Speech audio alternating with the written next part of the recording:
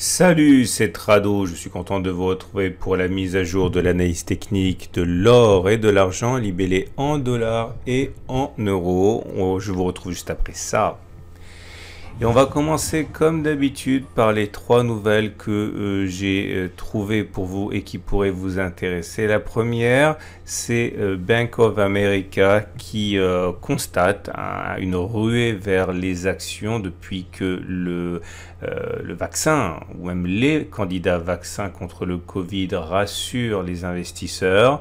Et cette ruée vers les actions se fait au détriment de l'or, puisqu'on assiste à des sorties sur les produits dérivés investis dans l'or au détriment, enfin au profit, je l'ai déjà dit, des actions. Deuxième nouvelle intéressante, BlackRock, le plus gros gestionnaire de fonds au monde, qui considère que pour une part importante d'investisseurs, en particulier les plus jeunes, Bitcoin pourrait remplacer l'or comme outil, comme vecteur de lutte contre l'inflation. On sait l'affection que portent les jeunes générations aux crypto-monnaies.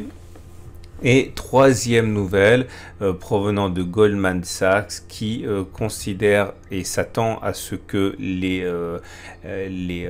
matières premières au sens large, les commodities, que ce soit des commodities soft ou des métaux précieux, eh bien ces commodities devraient avoir une année très engageante et un bull market d'ampleur. On passe donc à l'or libellé en euros et ça y est, c'est fait. Malheureusement, le scénario que l'on pouvait craindre est en train de se réaliser, ou il est réalisé, puisqu'on assiste à la cassure du support majeur des 1597-1613. C'était une résistance, elle a été cassée. À partir du moment où elle a été cassée, elle a servi de support de nombreuses fois à partir d'août 2020, mais cette semaine est la semaine de trop pour l'or libellé en euros et on assiste donc à cette cassure de support. À partir de maintenant, il faut comprendre d'une part que la tendance de fond est toujours haussière puisque la M50 est ascendante, que la tendance générale s'apprête à devenir baissière puisqu'on est en dessous d'une M20 qui va commencer à descendre et dans ces conditions, eh bien un retour que je souhaite sur le support majeur des 1477-1492 est pour moi d'actualité. Je m'en suis déjà expliqué. Depuis le 16 mars, on a connu une hausse très impressionnante. En l'espace de quelques mois, on a pris la bagatelle de... Alors attendez, je ne vais pas vous dire de bêtises. 34%, comme on le sait, un retour, une consolidation de la moitié du chemin parcouru est très classique, voire même 61,8% du chemin parcouru. Dans ces conditions, un retour sur les 1524, voire les 1471 est un scénario que j'ai en tête depuis maintenant plusieurs mois et cela serait pour moi une occasion pour assister à des entrées massives de traders et surtout il n'y a pas grand chose qui pourrait empêcher comme repère graphique les cours de descente jusqu'à là. Si on regarde les données journalières, c'est la même chose, le constat est évident. On paye finalement la mollesse de ces dernières semaines. La tendance est baissière sur les données journalières puisqu'on est en dessous de la M50 qui descend, en dessous de la M20 qui descend. On a un petit support précaire ici qui semble faire l'affaire à 1567, mais il ne faut pas se faire d'illusions. Je considère que si on passe et en dessous, on devrait aller chercher donc ce niveau des 1477-1492 dollars. Ce qui nous amène donc à l'or, mais cette fois-ci libellé en dollars, qui se porte mieux, il faut le dire, puisque quand on regarde les données hebdomadaires, les plus bas, enfin on n'a pas inscrit de plus bas cette semaine par rapport aux semaines précédentes, mais la tendance de fond demeure haussière, on est au-dessus de la M50 qui monte, on est également en dessous de la M20 qui monte, donc la tendance de fond est haussière, la tendance générale est plutôt neutre. Là aussi, par contre, j'envisage que l'on aille chercher un support, celui des 1748-1765, et en données données journalières, c'est plus compréhensible encore puisque la tendance sur ces données journalières est baissière aussi. On est en dessous de M50 qui descend, en dessous de la M20 qui descend. J'ai mentionné ce support précaire des 1848-1856 qui continue à faire illusion. Si on devait clôturer en dessous de ce niveau, pour moi, ce serait une accélération baissière vers le support majeur de 1790, 1817 et pourquoi pas celui des 1740-1765.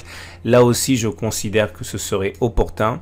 Si on y va, non seulement ça permettrait de consolider la hausse assez stratosphérique, exponentielle que l'on a connue depuis quelques mois. Regardez, hein, si on regarde là aussi ce qui s'est passé depuis mars, je l'ai déjà dit, donc on est passé de 1448 à 2072, 42% en l'espace de une poignée de mois. Il est normal de consolider ça, c'est sain. Donc voilà, pour moi, c'est sur le niveau des 1790 en dessous de 1748 que des traders devraient accumuler sans doute de l'or par fraction. On regarde ce qui se passe sur mon partenaire au coffre.com et je reviens parce que c'est la saison sur l'opération de Noël, hein, puisque vous pouvez offrir de l'or et de l'argent pour les fêtes à vos enfants notamment, hein, si vous en avez, et c'est tellement plus élégant hein, qu'une PS5. L'idée c'est que vous pouvez le faire par coffret naturellement. Alors vous avez plusieurs possibilités, des coffrets or, des coffrets Vera Valor, des coffrets d'1 gramme, des coffrets en argent. Je vous laisse découvrir ça. Vous avez le lien pour accéder directement à cette offre en dessous de la vidéo. On passe à l'argent. Et débutons avec l'argent libellé en euros. L'argent libellé en euros nous donne une situation qui est quand même assez similaire, hein, puisque on est au-dessus de la M50 qui monte, donc tendance de fond et haussière, mais en données hebdomadaires, on est en dessous de la M20 qui monte, donc tendance générale plutôt neutre.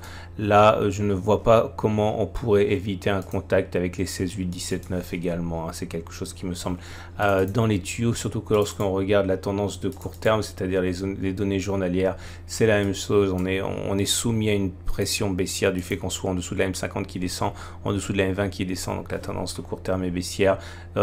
Support ici à 18,8 on va dire, hein, pour le court terme, mais un retour sur les 16,8-17,9 serait ma zone d'accumulation rationnelle privilégiée. On termine avec l'argent, mais libellé en dollars, dans une situation comparable. Tout est identique, hein. Sur les données hebdomadaires, vous le voyez bien, on est en tendance haussière de fond puisque la M50 monte. Le support majeur qui est pour moi une zone d'accumulation rationnelle, c'est 23, 21,3, toujours sur la même logique, hein, vous voyez. C'est toujours pareil, vous aviez une résistance, elle a été cassée, elle a changé de polarité, donc elle est susceptible de devenir support. Et sur les données journalières, là aussi la tendance n'est pas bonne, on est en dessous de la M50 qui descend, on est en dessous de la M20 qui descend.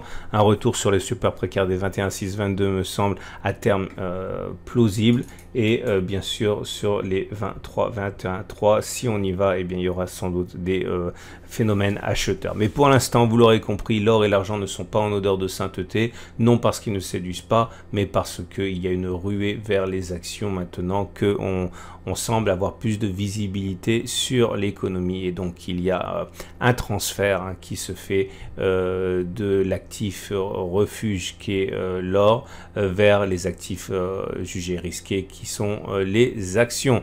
Je vous dis à mercredi pour la mise à jour.